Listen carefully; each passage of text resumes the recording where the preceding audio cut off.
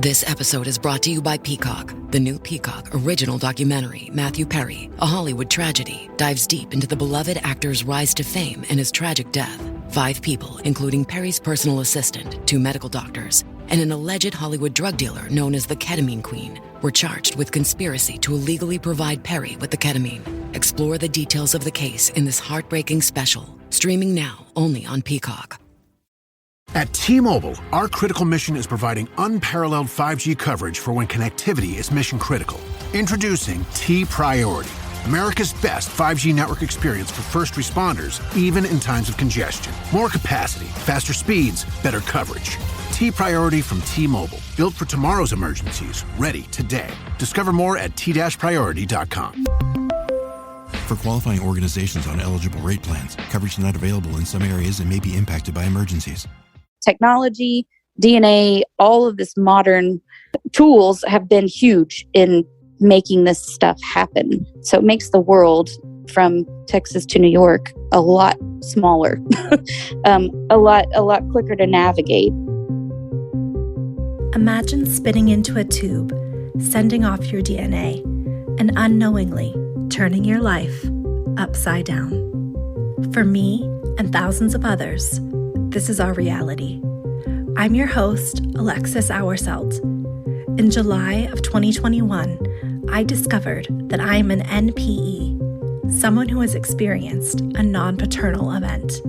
In other words, my biological father isn't who I thought he was. This podcast shares the journeys of people who were shocked by a DNA discovery, mostly through modern DNA testing. We're telling the stories of NPEs, adoptees, and donor-conceived people and their families. This is DNA Surprises. One of the things we talk about often within the DNA Surprise community is the ripple effect. Surprises don't just affect NPEs, donor-conceived people, and adoptees. They affect their parents, their children, friends, spouses, and other family members. In this week's episode, Kim shares how she helped uncover the complicated story of her Grandma Mary, who had several NPE children. She discusses what steps she took to put the pieces together and how her work has affected her relationship with her dad. Thank you, Kim, for sharing your story. I am Kim, and I'm 42, and I am from South Texas. My DNA surprise story is probably a little different than some that are on the podcast. It's not surprising that I knew that my dad was adopted. It wasn't hidden from him. He was adopted around the age of 8. So he knew, that he had a mom and a dad, and that he was put into foster care and adopted. And so, of course, I always knew that. None of that was ever a secret. But as I get through this story, I'll kind of figure out a whole lot of things weren't really known. Even though you know you're adopted, you don't always know the whole story. So my dad was adopted out of East Texas. And in 1966, my awesome grandparents, Richard and Elsie, adopted him along with his oldest brother, Steve. They also went on to adopt another daughter named Sherry from a different family. But all of their kids, they weren't able to have kids of their own, so they adopted from foster care. My grandparents were amazing. Everybody that knew them loved them. Probably the 2 best people you could have picked to adopt a bunch of kids from foster care. Anyway, so they adopted my dad and my uncle Steve. My dad was 8, almost 9. So he's adopted in June of 66. And on the way home from being adopted in East Texas and driving to South Texas, my grandmother said, "You have a birthday coming up. Would you like to have a party?" And he said, "Sure. I've never had a birthday party." So he was really excited. He didn't really clarify with her, but evidently this is like my favorite story of his adoption or his early years with my grandparents. He evidently went door to door on his own, up and down his brand new street that he moved into. He was so glad to have a family, and he introduced himself and said, "Hi, I'm Frank. I just got adopted. I have a family here, and will you come to my birthday party?" And so one day my grandmother got a phone call, and this woman called her and said, "Hey, did you just adopt a boy named Frank?" And she said, "Yes." And she said, "Well, he's inviting the whole neighborhood to his birthday. So my grandmother was like, yes, we will have a party. So it was just a great fit right from the start. And I think that's part of the reason that up until now, nobody had really, really dug in maybe to try and find some of the history or the, of his birth parents. You don't really want to betray the adoptive parents. And again, none of that was hidden from him. But even for me, I kind of was like, well, I had wonderful grandparents growing up. Do I really need to know who my biological grandparents were? Anyway, as years went by, my dad, here in South Texas, met my mom, got married very early, not long after high school. They got married, had me fairly quickly, and then quickly got divorced. I actually don't even remember my parents married. So I was under 2, I think, when they got divorced. And growing up with divorced parents, things are a little strained between me and my dad during the teenage years. And then as I became an adult, they went from strained to even estranged for certain times. We had certain fallings out and would go, year or 2 or more without talking, and then kind of, reunite a little bit. So it was kind of on again, off again relationship with my dad. But one thing that really held the story together, held my relationship with my dad together, was in my early years of growing up with my dad, he took me to church and he shared his faith with me and just basically started my foundation as a believer in Jesus. And it stuck with me, and it helped, to form me and really, really had an impact over the years. And eventually the story kind of comes full circle and see where that, foundation started and where it is now. So fast forward to 2020, summer of 2020. At that point, I wasn't actually speaking with my dad. I hadn't talked to him for about a year or so. And as everybody knows, in the summer of 2020 or, spring of 2020, basically the world stopped turning. Yeah. Everything was shut down for COVID. And I discovered podcasts. So I started listening to some. I was referred to a cool podcast called Unashamed. The Robertson family from Duck Dynasty runs that podcast. And it was a God thing. But one of the first episodes I listened to was a story about Phil Robertson, the founder of Duck Commander. He, through DNA, figured out that he had a daughter that he didn't know about. And he admits and is very open with, he was running around on his wife, Miss K, eventually finds out that through that running around time, a daughter came out of that. And their story of redeeming that relationship, that Phil and Miss K were reconciled, and Miss K accepting the daughter that her husband had, while having an affair, just really resonated with me. And I was like, wow, that is an awesome story. And it got me thinking, I'm like, okay, well, I don't know my grandparents. This DNA stuff, I'm 42. I'm not ancient. I know a little bit about technology, but I was like, okay, well, they use DNA to solve crimes. I didn't realize they were using it so much to find people. I knew that people stumbled upon surprises, but I was like, wow, okay, well, maybe I can use this to find, who my grandparents were. I knew going into this that my dad had actually gone to physically look at courthouse records from Beaumont, was the town that he was adopted out of. And, he went there in the 90s, didn't have a lot of luck trying to find physical records. The only thing that I knew was my biological grandparents' names, and we'll call them Grandma Mary. She also went by Marion, but Mary, Grandma Mary, and her husband, who was referred to as my grandfather, went by a nickname of Lucky. So we'll call him Lucky, Grandpa Lucky. I'm just wondering, what kind of drew you or made you curious to find your biological grandparents? It sounds like you had a great relationship with your adoptive grandparents, the ones who adopted your dad. Was it something that you were always curious about, or did listening to that podcast really spur, hey, maybe I could find these people? How did that come up? A little bit of both.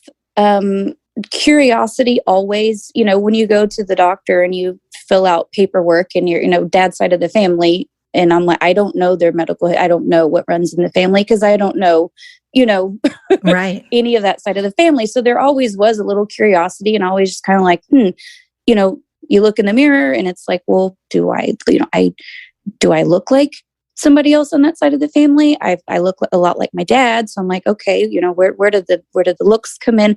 So curiosity was there, but that actual shove to go, hey, you can actually find something out, knowing my dad had physically gone and looked before and we just didn't know a whole lot, was just kind of like, okay, well, that we just don't know. Mm-hmm. But hearing that podcast, and I was like, DNA, let's give it a shot. Yeah. Just seemed like a more modern approach to researching and genealogy and digging, rather than going and looking at like physical courthouse records. And obviously anybody who's done this DNA and genealogy research knows that names that are on records are not always correct. Mm-hmm. People are listed as fathers and that doesn't turn out to be correct. So really it was, I guess, the combination of curiosity and a spark from hearing somebody else's story was like, yeah, this is possible in this day and age. Mm-hmm. I went on to Ancestry.com, ordered a test. I was like, okay, here goes nothing, just to see what came up. And however long it takes to get your results back, it wasn't like, oh my gosh, I have to know right this second, because, it's already been at that time 40 years. So, Right. it wasn't a huge rush, but of course I was excited. Your results are in. Okay, great. Click on it. My very first match is my mom. She had already tested on there, which made it very easy to kind of sort through mom's side, dad's side.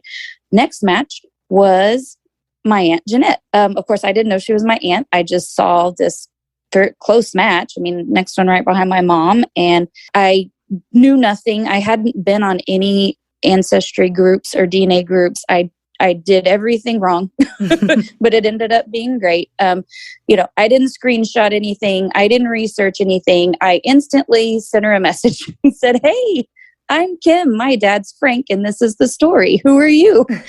And I was like, okay, well, I didn't know how long it would be till she would reply. So I started digging with what I knew. I knew my grandmother's name, Mary, married to Lucky. I thought, okay, well, let's just start from there.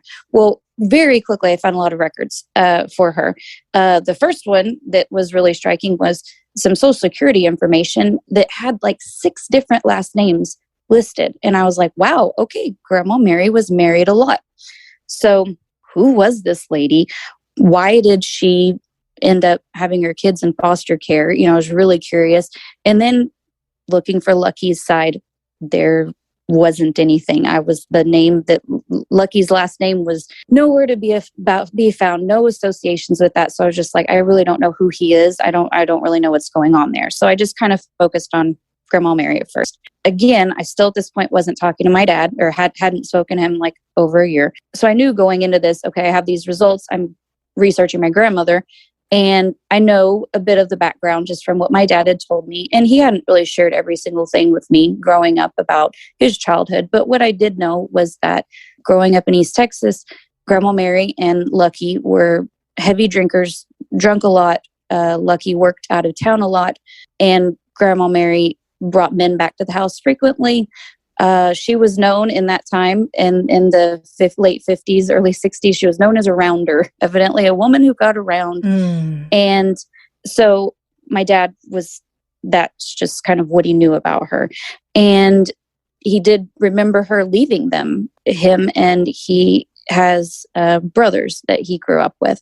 So he remembers his oldest brother, Steve, his next older brother, Danny, and him. His sister, this is going to be another, Grandma Mary liked the name Mary and Marians. It's going to come up a lot. Okay. We'll refer to his sister as Marian Gale. So it was Steve, Danny, Marian Gale, Frank, and Robert. So there's these 5 kids. They're left alone a lot. And eventually, Grandma Mary has men over, and Grandma Mary leaves for periods of time. Well, eventually he remembers her very vividly packing a bag, walking out the front door, and getting into a car with a man. And he never saw her again to this day. And that had a big impact on him, obviously.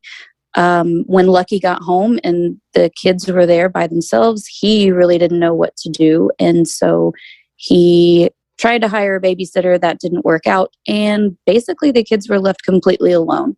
They lived in a rented house. And when the landlord came to collect the rent, he figured out, there's just kids here, where's an adult? And they didn't have any money to pay the rent. And so she had left a fake fur stole in the closet, and they, being kids and thinking maybe this is worth something, offered it to the landlord as rent. And he was like, that's not going to work.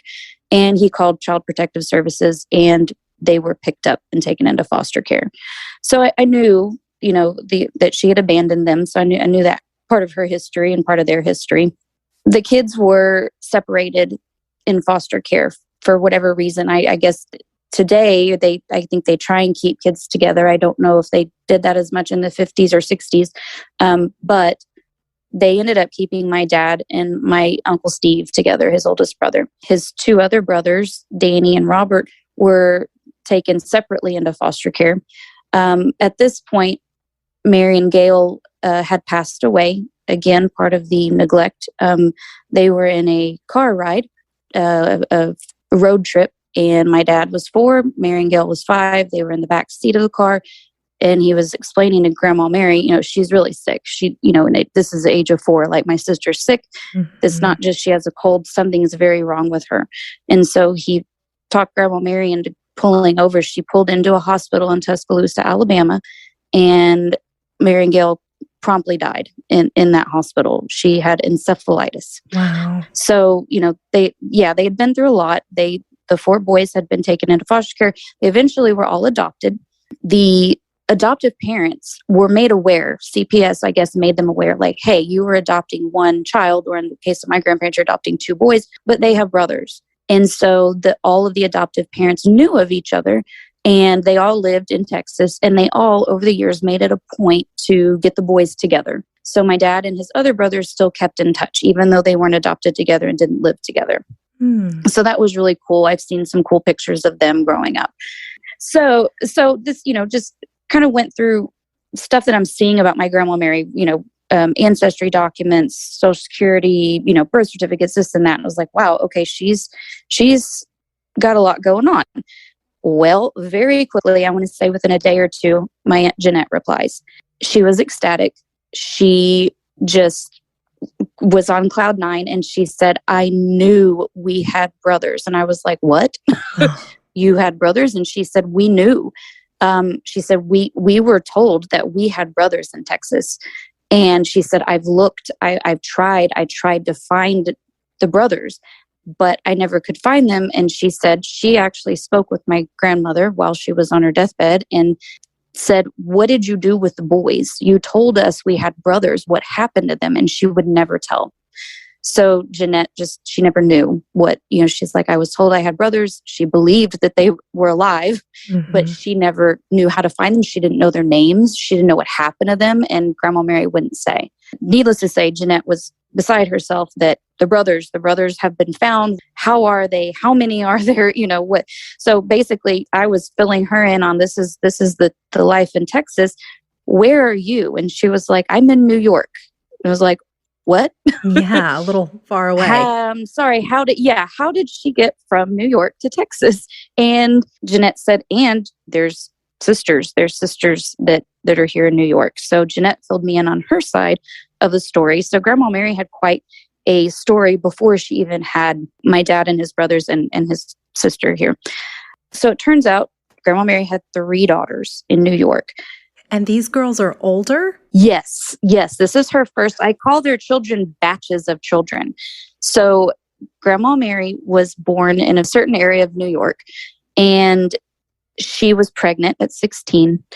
And she, with my Aunt Mary Ann, again, my Aunt Mary Ann, pregnant with Mary Ann, and she married a man named Armando. We're not sure if she knew that Armando was the father of the kids. Just, we'll go into her history of all the fathers, but she ended up marrying Armando. She had Mary Ann, she had my Aunt Lynn, and she had my Aunt Jeanette. And so Aunt Jeanette just starts telling her story, and her story sounds so much like the story of what happened to my dad and his brothers. Grandma Mary had left the girls. Mary Ann was maybe 4, and Jeanette was a baby. And Grandma Mary would leave them. They, at this point, were living in the Bronx, New York. She would leave them. She would go to bars during the day. If Armando was at work, she was gone out with men. She would leave them again with no food, leaving very young children to take care of even younger children. At one point, they remember being left for quite a long time, and Grandma Mary never came back. And the story that they heard from their dad, Armando, was that their mom ran off with a Texan she met at a bar. We're like, okay, so this is how we get from New York to Texas. So the girls had thought, okay, well, she went immediately to Texas. She left with the Texan and she left the state, but she didn't. She was living in the Bronx. She made her way to Manhattan with Lucky, the Texan. She had my Uncle Steve in Manhattan. She had my Uncle Danny in Brooklyn. She had my Aunt Marion Gale in the Bronx. She becomes pregnant with my dad, and that's when they make their way to Texas. Eventually, they're settled in East Texas, and she has her last child that we know of, Robert. So this is 8 kids. So we hear my dad's story, Jeanette's story. She has 8 kids. I was like, okay, I have to tell my dad, first of all, that I found he has a sister. You know, I haven't spoken to him in a year, but we're putting all these pieces together. And I sent my dad a message. I don't really know what he thought about it because, I mean, I think he was pretty surprised. I'm assuming he was like, "Oh, okay." You know, like what? He was sounded pretty floored just because that probably he wasn't expecting to hear from me, and he wasn't expecting to hear about his sisters. You know, that there were any. Their childhood was really chaotic, as you can imagine. So he wasn't really sure a lot about the history. TaxAct knows small business owners can sometimes use a little help with their taxes. That's why TaxAct has Expert Assist, a team of live tax experts ready to answer any questions you may have. Think of them as your own personal sidekick. Not like one of those funny talking animal sidekicks, more like the super smart nerding out on tax code and business casual attire sidekick, but just as helpful and lovable. TaxAct. Let's get them over with. This episode is brought to you by Honda. Introducing the all-new, all-terrain Honda Passport Trail Sport, the most off-road capable Honda Passport Honda has ever dreamt up. The Passport features increased ground clearance, roof rails on all trims, and available specially developed all-terrain tires. And you'll stay comfortable with tri-zone climate control and available features like heated and ventilated front seats and a panoramic moonroof. Learn more at honda.com/passport. Yeah. So you mentioned that he kind of did a little bit of his own digging to try to find her and his father earlier. What were his feelings about his parents? Has he shared those with you? Obviously he was curious to find, so. Yes, he has. I think it's been a process coming from a traumatic childhood like that into a really welcoming, loving home, and then kind of processing what you've been through, what the way people were, what your memories. He was very open. I remember being in church when I was young, and he shared his testimony about going through foster care and some of the bad experiences there. I'm sure there could have been a lot of resentment there, anger, hurt, about being abandoned, being left in foster care and things not going great there. But he never seemed super angry or resentful. I think luckily by the grace of God, just landing in the lap of my grandparents, my adoptive grandparents, and he always just seemed to be more thankful for what he had rather than being angry for what he didn't. He is pretty well adjusted from the whole thing, if you can think of it that way. Yeah. What were your thoughts about your Grandma Mary as you're learning all of this about her? I know he had told you his story. Then you find an aunt. Like, what were your thoughts? Because you were curious about connecting. Yeah. Yeah. My thoughts were at first, lady, what in the world were you doing? I just thought, at first I just thought, well, she was just a terrible mom. You have a batch of 3 kids and you leave them. You have a batch of 5 kids, 1 dies and then you leave them. Like, why are you doing this? I'm a generation removed from it. So it didn't happen to me, but I have got to talk to my cousins, through my newfound aunts, my uncles, that there's, generational trauma that can come out of this. And their stories are their stories to tell. My aunts and uncles, again, were all abandoned. Some of them were adopted, different situations, and they have their own life after that. But listening to my cousins and talking about our parents' generation, like all of the kids that were left by Grandma Mary, we're like, wow, we now can see why our parents maybe did things the way they did things. Mm-hmm.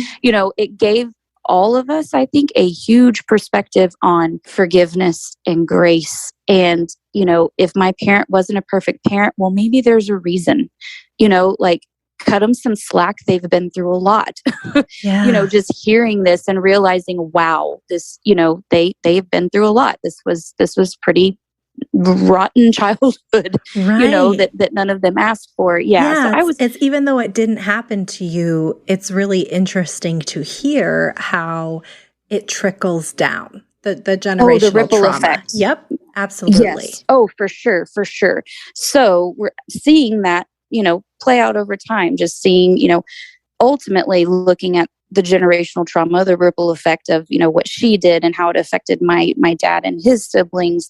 How their parenting might have been different with us because of what they'd been through, gave me just a big perspective. Like, whoa, like, okay, I am forgiving my dad for anything that I may have seen as a deficiency or a slight, over the years. And I'm forgiving Grandma Mary. I don't know what her childhood was like that made her, or may have contributed to her making these decisions. So looking back, it's easy to be critical and judgmental, but I think a lot of us going through this and figuring this out have a little more grace now. And it doesn't make everything that she did right, obviously, but moving forward, it's like, well, you can be bitter about this, or you can process it and give it to God and move on. So I think that's definitely what at least I know my dad has done and what I've done with it. Yeah. We learn, Grandma Mary's story, which was really chaotic. But again, where's Lucky? Yes. We have all these kids now. We have 8 kids, and nothing, at least for my dad, shows that Lucky is his dad. So I start putting on my DNA match genealogy hat and start digging. So I'd never done any of this before, but by golly, I was going to figure it out. I didn't know anything about the leads method or anything like that. I just start clicking shared matches, making lists, stacks of paper. I, of course, not knowing anything, instantly start messaging cousins, first cousins, half second cousins on my grandfather's side. Again, this is supposed to be Lucky. We figured out it's not. I was very fortunate to stumble upon or be in touch with 2 in particular cousins on my grandfather's side who were kind of the family historians. They had crazy trees. They were super helpful. They were like, okay, we're in. We obviously were related to you. Let's do this. So I reached out to my dad. I told him all this, and he said, well, I'm going to test too. I said, it would help if you tested because you're one generation closer to your father, and, will maybe show us a little bit more, a little clearer if you test too. So talking with these cousins on Grandpa's side, I'm looking, they're looking, and we kind of have it nailed down to a couple brothers. And I name off one brother, and they're like, no, it's probably not him. Like, he just wouldn't be the fella. Mm-hmm. Okay, what about this other brother, Ross? And they're like, that's your man. And so I was like, oh boy, okay. Evidently, Grandpa Ross was a rounder as well. Okay. So I was like, wow, I've heard this word before used for Grandma Mary. I thought, okay. So these really awesome cousins said, hey, we actually know Ross's daughter. He has a living daughter who, if we're correct, will be your aunt, your dad's sister. We're going to reach out to her, let her know what we've seen here through DNA and give her your information and see if she's interested in talking to you. Pretty quickly, my new Aunt Linda messaged and said, I'm Linda. My dad was Ross. I'm not surprised if a child came out of the woodwork. Our dad liked the ladies, and there was a time when he was running around. I said, okay. So Linda tested, and of course, she's my dad's half-sister. Through that, my dad figured out that on Grandpa Ross's side, he had 6 siblings. Unfortunately, they were, most of them passed away. Actually, several of them passed away right before we did this DNA testing. So he didn't get to meet them, but he did get in touch with his sister Linda, which has been amazing. She just really didn't bat an eye and was super welcoming to me and my dad. And the coolest thing she said was, and I said, okay, so I guess I'm your half niece. And she said, I don't work in halves. You're my niece. Aww. I was like, okay, that's good to hear. Yeah. So word gets out through my dad's brothers and sisters that, hey, Lucky is listed on 5 birth certificates for 5 of the kids. So far, he's not Frank's dad. So they all are like, okay, well, we want to see if he's our dad. So they all start testing. And it kind of was a domino. So the first one to test was my Uncle Danny. And we feel like it's Maury Povich sometimes where we go, you are not the father. Lucky was not his father. Mm-hmm. He actually was born in Brooklyn and one of 2 brothers in Brooklyn that we've narrowed it down to. Next to test was my Uncle Steve's daughter. My Uncle Steve passed away about 12 years ago. And his daughter, though, wanted to know, okay, well, who was my grandfather? So she tested and figured out Steve's dad was a man from Florida who lived in Brooklyn for a time. Steve's was by far the hardest to figure out. I figured some of these cases, I've looked and you can just tell by a couple trees, like you're from this family and this family, and you just go down the line and, oh, there they are. Steve's took me a couple months and stacks of paper to figure out, but figured him out. Next, my Aunt Mary Ann, my Grandma Mary's very first daughter, very first child in New York.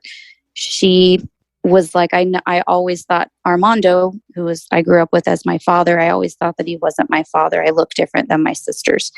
So she tested and she was correct. Armando was not her dad. Figured out her dad was, this is again when Grandma Mary was 16. Her dad was a man who lived a couple blocks away from where Grandma Mary lived with her parents. And so she got pregnant at 16. Again, with all of these different men, all these different fathers, we don't know if she knew who exactly the fathers were, if they could have been Lucky's or they could have been Armando's, or if she was just she knew it wasn't and she was trying to pin it on somebody. Right. We don't know. We looking back, we don't know what her choices were, what she knew, or what was going on back in the 1950s and 60s. Birth control for women was not what it is today. Right. Also, women probably weren't as aware of, at what time do you get pregnant, how long until you figure out you're pregnant. And so she may truly have not have known, which one was the dad, so don't want to paint her with a worse brush than it already is. So Marianne figures out her test. We did figure out, of course, my Aunt Jeanette was already on Ancestry, and the daughter of my Aunt Lynn passed away years ago, but her daughter was on Ancestry, and we figured out that Armando actually was, finally, was the father of Lynn and Jeanette. So we're like, wow, at least 2 kids have the actual correct dad on the birth certificate, 2 of the 8. So we're like, ooh, progress. It was just kind of a lot of sorting out of whose dad is whose. The tree that I have for Grandma Mary, I literally named it the Twisted Tree because it's such a mess. So the last test was Robert, the youngest kid. And again, his dad is a man that was from North Carolina living in East Texas at the time that Grandma Mary was. So, the only person we'll never know, obviously, is my Aunt Marion Gale that died in childhood. So we'll leave her as Lucky's since that's what was on her birth certificate. Yeah. And just kind of leave it at that and just be at peace not knowing that one. So all the aunts and uncles that up to today, they at least have some answers. They know what they went through. They know basically who their fathers are. Again, they're sometimes when it comes down to 2 brothers and none of them had children, you can't really ever tell. But they have some closure. They have some answers. They're all on their own level or journey of processing. Right, because we're looking at 6 out of 8 potentially NPEs. I mean, they're all NPEs. So yes, 6 out of 8 NPEs. I think it's helped them to get a fuller picture of where they came from. Has your dad really had an opportunity to connect deeply with his sisters that were found? Yeah, he did. I feel like my dad was the luckiest one out of all of the siblings in that he has got to meet family on both sides. So my Aunt Linda from my Grandpa Ross, she invited my dad up north and not too far from where my aunts Mary Ann and Jeanette live. And Linda said, we want you to come up. I want you to meet my kids. Want you to meet, I'm your sister. Want to meet my brother. And my dad was like, absolutely. So my dad and my stepmom went and made a nice long trip of going up to meet Linda, meet Jeanette, meet Mary Ann. And it was a fantastic trip. We actually have a group message with my Aunt Jeanette and my Aunt Mary Ann and my cousins on that side and my dad. And so we just, send each other funny stuff, pictures of the kids, just kind of like figuring out a life with them now, like, here, guess what? I have this many kids. This is what I do for work, and so we're just, kind of day-to-day life, funny, send a meme, just kind of whatever we're up to. So it's technology for sure has changed. What used to, people would send a letter and say, hey, your long lost family member. Now we have like a Facebook group message going. So we can just kind of contact anytime. You mentioned that when you started this quest, you wanted to learn more about your genetic history. And you since learned that who you thought was your biological grandfather was not. What have you learned? Have you gotten any answers to any of those questions about, where your eyes come from or any of those kinds of things? Well, sort of. So I had one picture of my grandmother that I had ever seen before this. And it was old. It was folded in half. And there was a line near her face. So it was kind of really hard to get any detail there, but she was kind of doing the side eye. I was like, oh, great, judgy side eye. That's me. So my dad had said, I've seen that look on you. I was like, great. This is where I get the perturbed look or whatever. So I could kind of see myself there. And my Grandpa Ross, I've seen a couple of pictures now, and my mom comes into play too. So I have light hair. My Grandpa Ross has really dark hair. I don't see tons of family resemblance there. But my dad is dark haired and is a little bit shorter. It definitely lines up with his dad. The weird thing, only seeing one picture of your grandmother ever and looking to see like, do I look like her? I do. Looking at that one young picture that was folded, I was like, I can kind of see it. Sadly, weirdly, the picture of her obituary when she was an old lady, I was like, that is exactly what I'm going to look like as an old woman. Wow. Her forehead, her eyes, her cheekbones. I was fortunate enough to kind of after all the dust settled and, getting in touch with biological people, I was like, what happened to Grandma after she left the girls, after she left the boys? Again, going back to her Social Security, I was like, there's a lot of names here that I still don't recognize, her married names. So figured out that after she left the boys, she married 3 more men. We don't think any children came out of those relationships, but with Grandma Mary can never be too sure. One cool thing was looking at her obituary. Of course, you see people's names that, survived by. And I reached out to a family of one of the men that she married. And I was like, hey, my grandma was married to your grandfather when she died. And what do you remember about her? Well, so I got in touch with a girl named Sarah.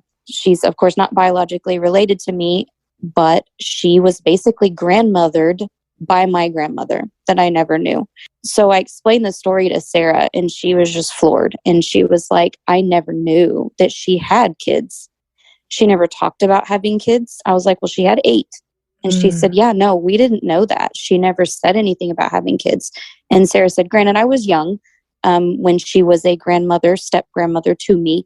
But she said, her history of drinking and leaving people, she said, I've never seen her have a drink.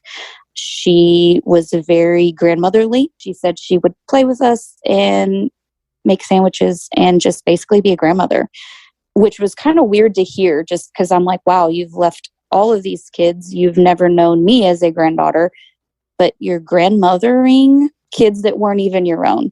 So it was kind of bittersweet that I was glad to see that she at some point in her life settled down and could maybe take on that motherly or grandmotherly role. But it was also weird that it was like, but you didn't do that for me. You didn't do that for my cousins, like you weren't a grandmother to us. So there's a little juxtaposition kind of, thought like, well, what, why them and not us, but again, I have to take a step back. I don't know what her headspace was. I don't know what, again, like, I'm glad that it sounds like at some point she settled down, maybe got her life on track and maybe took some responsibility for the people around her. So Sarah offered me up. She said, hey, I have pictures of her, but I'm afraid to send them to you. I don't want your feelings to be hurt. She said, I have pictures of me and her brothers just cuddled up next to my grandma. And I said, no, you send them. It's not, it doesn't hurt my feelings. It's kind of interesting to see her in that light, because I haven't really thought of her that way and haven't seen her that way. So she sent pictures to me. And again, with our Facebook group messenger, I said, hey, Dad, hey, aunts, hey, hey, uncles, does anybody want to see these pictures? What I found was after, because they were curious too. What did she do after she left us all? Mm-hmm. Like, will it hurt y'all to see her mothering, grandmothering, whatever kids? And they were like, no, we want to see. And they were curious and like, okay, well, that's what she looked like as she was older. Because I'm sure their memories were very foggy, being that they were so young when she left. And of course, she looked a lot different. They were glad to have them, but also still they were like, yeah, that she wasn't that to my kids though, and she wasn't really a mother to me. So it was kind of a weird closure. You mentioned that one of your aunts talked to your Grandma Mary on her deathbed. How did they connect? Okay, so that's what, again, so twisted story, weird scenario. So Grandma left with Lucky, but over the years, Jeanette and Marianne did say that she would keep in touch. Her Grandma Mary's parents were still in New York. She did, not often. I know that they physically saw her once, twice, maybe, after she left. And that's how, and they knew that she told them, you have brothers in Texas, but she was never a constant presence in their life. Whenever she showed up, it was very jarring. Why are you here? I haven't seen you in however many years. It was obviously very strained. And so they did have contact with her. I guess they had phone numbers for her. But she never really would share about the brothers. She just, this is my life down here. She would somewhat keep in touch with them, but the boys, my dad for sure, Robert for sure, Steve and Danny were a little bit older, but still like 3 when they left New York. They don't remember, they're like, they didn't go see their sisters. That wasn't something that they knew of. My dad said at some point, he was very little, he said he saw a black and white picture with 3 little girls in it. She said, oh, those are your sisters. Never said anything again. Never mentioned them, never talked about them. He kind of wrote it off as, again, with quite a traumatic childhood, wrote it off as mom's drunk and weird. I don't even know what this picture is about. He was very little. He said, honestly, it wasn't like a thing like, oh, I have these 3 sisters I need to look for. They weren't a part of the boy's life. She didn't discuss, oh, your sisters, so they were very much kept separate. Right. And of course, they were then taken by CPS. So yes, she couldn't drop in on them. Right. How has this experience transformed your relationship with your father? Big time. I can see, that's really kind of my big takeaway from the whole thing, is I can see where God was at work from Grandma Mary's first pregnancy till today. Just, I can see where a mess of situations, circumstances that, bad circumstance after bad circumstance, bad decision after bad decision, things just that mount up that seem like, wow, this is awful. I see how God can take that, turn it on its head and redeem it and turn it into something good. Looking at that, I'm like, wow, I went through quite a period of my life where I was in and out of touch with my dad. and very strained. And I had a lot of unforgiveness, just for my personal reasons. Nothing abusive, nothing traumatic, anything like that.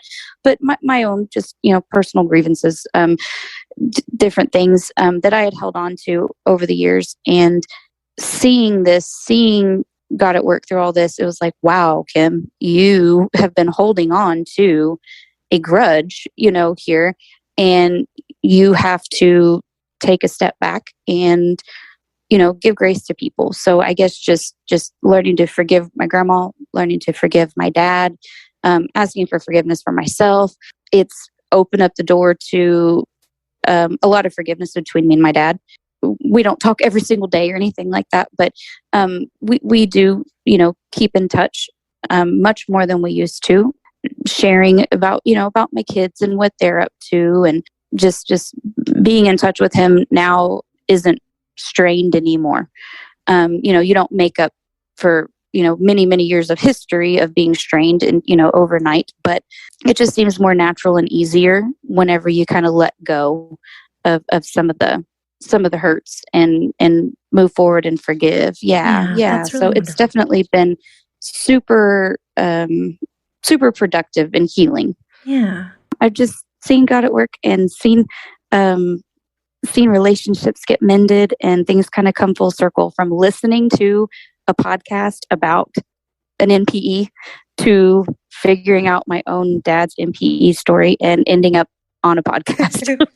It kind of goes back to these podcasts. I have to ask, what advice would you give someone like your Grandma Mary, who was holding on to some level of secrets from her children? Through this process, and also just through other people that I've talked to, NPEs, family secrets, this, that, and the other, I think letting go of the secret, the shame, is very freeing. I can't speak for Grandma Mary. Obviously, she never really let go of her secret. But I would say, if you are hiding something like this, like if you finally just say, okay, I'll share now, I think they might be surprised that people are more accepting than you'd think. People probably hide some of these secrets or bad decisions because they're afraid, because they're ashamed. But I think getting that weight off your chest, getting that heaviness off of you, just can really open up. It can really do wonders for people to let go of the hiding. Yeah, that's great. And I've never asked this question this way, but because this show is about NPEs, adoptees, donor-conceived people, and their families, what advice would you give for the child of an NPE? Well, I know a lot of actual children from NPEs. Obviously, with my dad being an NPE, I would just say it's your story too. A lot of people's parents passed before this technology became available, but you being a child of an NPE, you still carry part of that DNA. You still have a history there. It is okay for you to know your story. It is okay to know your family. It is okay to do the legwork and find out who your grandparents were. Obviously, with respect to, every parent situation is different. I completely understand. Luckily my father I knew he wanted to know these things and he would be on board. If you have a different situation where the parent is not interested, that obviously is something I haven't dealt with, and I don't know that I can speak to that. That would be something to discuss with your NPE parent. But if they are on board, I say go for it. Quite a journey to take with your parent who doesn't know. Yeah. Go, okay, Dad, let me help you figure this out. Yeah. Kim, thank you so much for coming on and sharing your story and all of the amazing work that you did to help your father and his siblings learn their truth. I hope things continue to go positively with your dad and all of your newfound family members. Thanks for having this platform and hosting those of us that are in this boat and in this community. Thanks again to Kim for sharing her story. If you have a DNA surprise story that you'd like to share, please email dnasurprises@gmail.com. And if you haven't yet, please rate, review, and subscribe to the podcast on Apple Podcasts and Spotify. Until next time.